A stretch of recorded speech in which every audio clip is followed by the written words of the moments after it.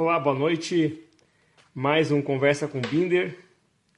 Hoje vou conversar com meu amigo cinéfilo e jornalista Luiz Fernando Risenberg. Nós vamos falar sobre cinema e hoje vamos falar exatamente sobre os 40 anos de um clássico do cinema, que é o Sexta-feira 13. Há 40 anos o filme foi lançado e marcou a história do cinema mundial e marcou gerações, e depois veio toda a série com vários filmes, mas hoje nós vamos conversar com ele aqui, especificamente sobre o primeiro filme da série.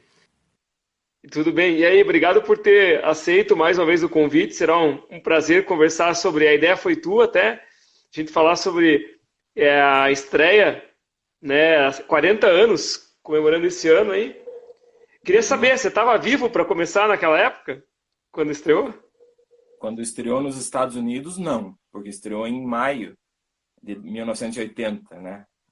Mas quando estreou no Brasil, daí em dezembro, daí eu já estava vivo, eu tinha 2 meses de idade. Então eu tenho a mesma idade que o filme, né? Nascido em 1980. Eu vi, eu não sei exatamente quando, o ano, assim, mas foi na Globo, passou à noite, na tela quente. E eu lembro até que eu vi com a minha mãe. Eu dormi no quarto dos meus pais até uma certa idade, acho que até uns 7 anos. E daí passou na tela quente e eu não sei por que ela viu. Ela não costumava ver filme, ainda mais de terror, ainda mais ficar acordada até o fim de um filme à noite. E ela ficou vendo e eu acho que ela pensou que eu estava dormindo e eu estava acordado, né? Quando passava alguma cena meio forte assim, eu não olhava, né? Mas ela acabou vendo o filme até o fim e eu fiquei junto ali, né, na minha cama, mas fiquei vendo e acabei vendo até o fim também. Legal. E como é queria que você contasse curiosidades, como é que foi o lançamento? Ele já era, havia previsão de ser um grande sucesso, a bilheteria, como é que foi? Foi nos cinemas que ele estreou? Como é que foi a... O diretor do filme, Sean Cunningham, ele era um cineasta pequeno, assim, né? Ele tinha feito 2 filmes de adolescentes, assim, e ele estava quebrando, assim, ele precisava de dinheiro. Ele não ia poder continuar a carreira no cinema, porque os 2 filmes que ele tinha feito não tinham feito sucesso e tal. E em 78 estreou Halloween, né? Aquele filme também de um assassino mascarado, né? Do John Carpenter, diretor. E fez muito sucesso. Foi um filme barato, assim, custou 300 e poucos mil dólares e arrecadou quase 50 milhões. Então, esse diretor ficou com essa ideia, eu quero fazer um filme que dê dinheiro. Ele nem gostava, assim, de filme de terror e tal, mas ele pensou nisso, né? Não, eu quero fazer um filme que dê dinheiro. E daí ele teve essa ideia do título. A primeira coisa que teve foi o Sexta-feira 13. Daí ele pegou, como ele não tinha, né, os contatos que ele precisava na época, ele fez um anúncio numa revista internacional de cinema, a Variety. Ele criou assim uma logo, contratou, né, uma empresa para fazer uma logo do Sexta-feira 13, né, Friday 13th, e publicou assim nessa revista só o título e assim o filme mais assustador de todos os tempos, um negócio assim.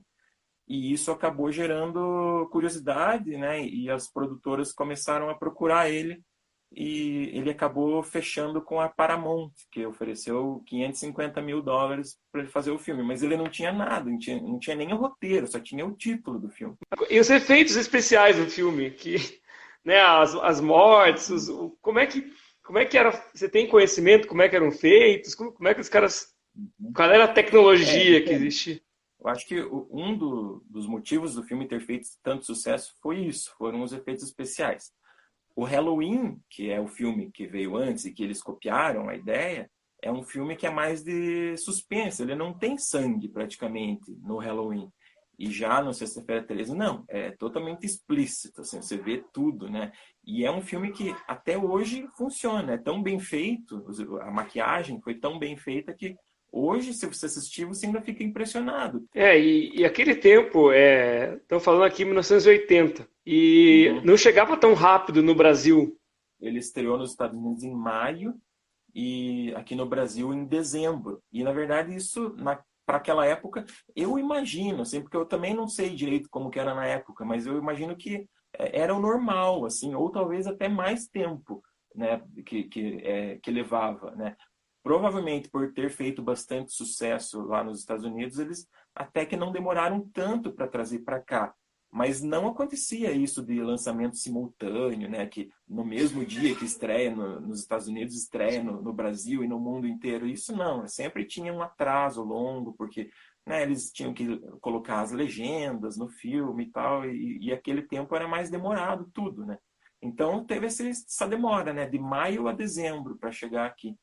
Quem que era o ator? Porque ele não falava, o cara não aparecia.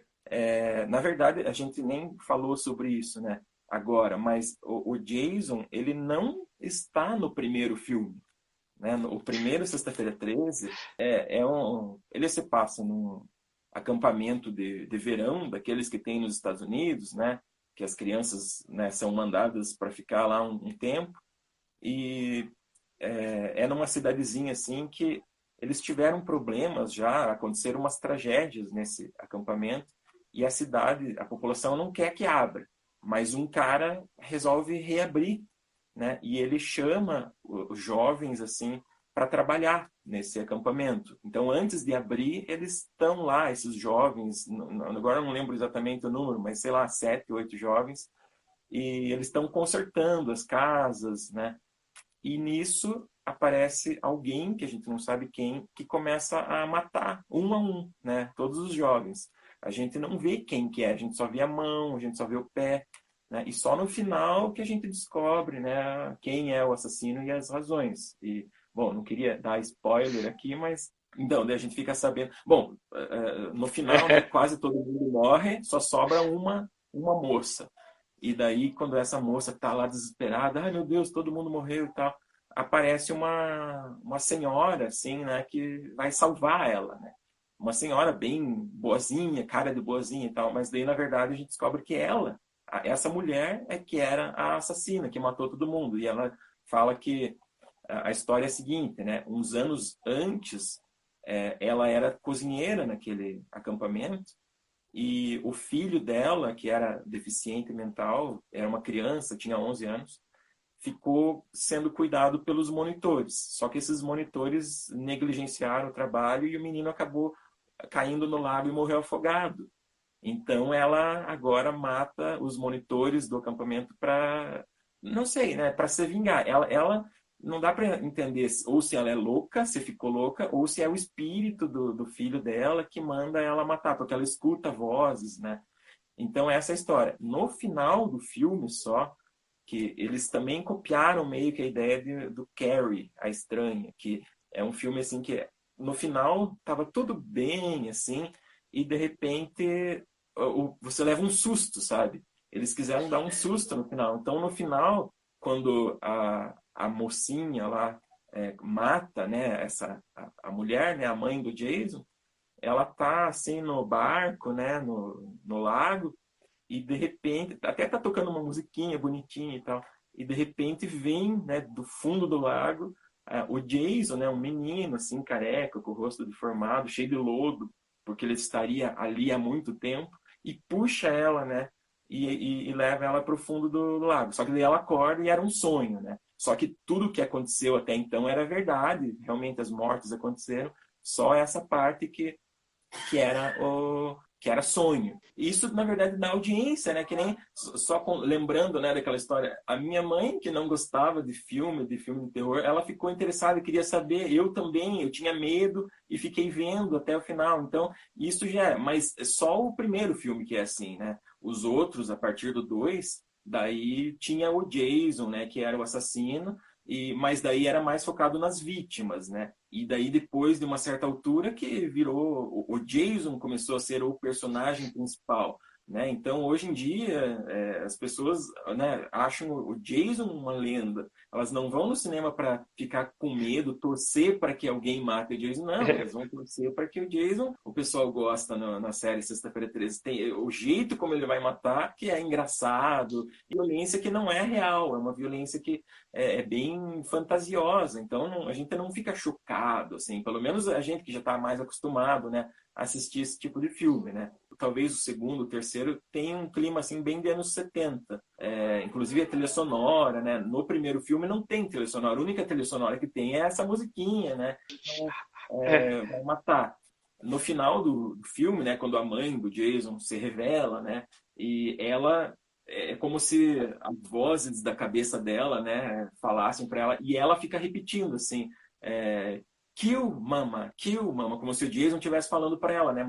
E a música é baseada nisso.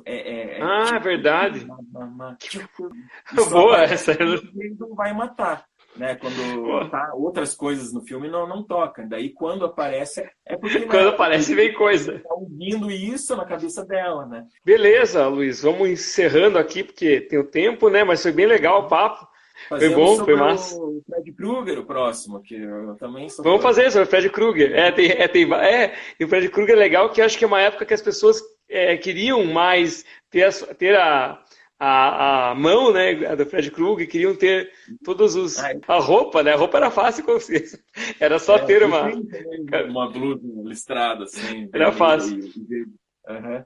Beleza, mas está acabando aqui o tempo. Valeu. Isso aí.